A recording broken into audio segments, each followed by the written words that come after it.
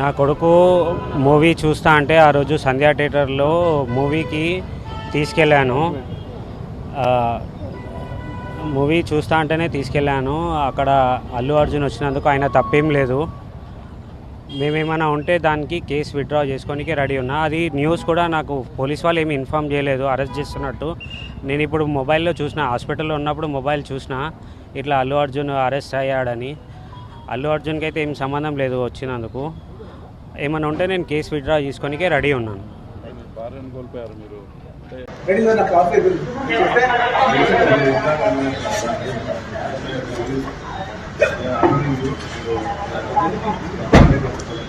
Sir మీరు ఏం order చేస్తారు? ఏం ఆర్డర్ చేయలేదు, ఎందుకంటే అర్థం మార్చుకుంటారు. అంటే బయట ఒక మనిషి పంపించుకుంటే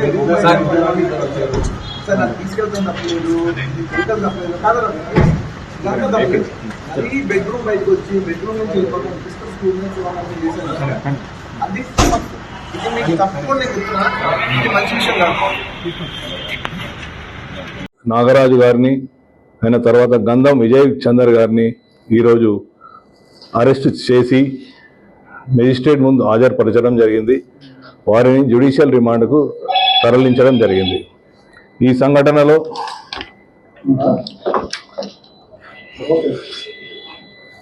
గాయపడ్డ, అంటే సఫకేషన్ తోటి గాయపడ్డ శ్రీ తేజ అబ్బాయి ఇప్పుడు హాస్పిటల్లో, సూపర్ స్పెషాలిటీ హాస్పిటల్లో అతను చికిత్స పొందుతున్నాడు,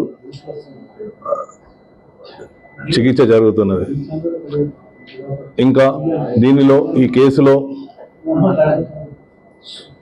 పరిశోధన కొనసాగుతున్నది.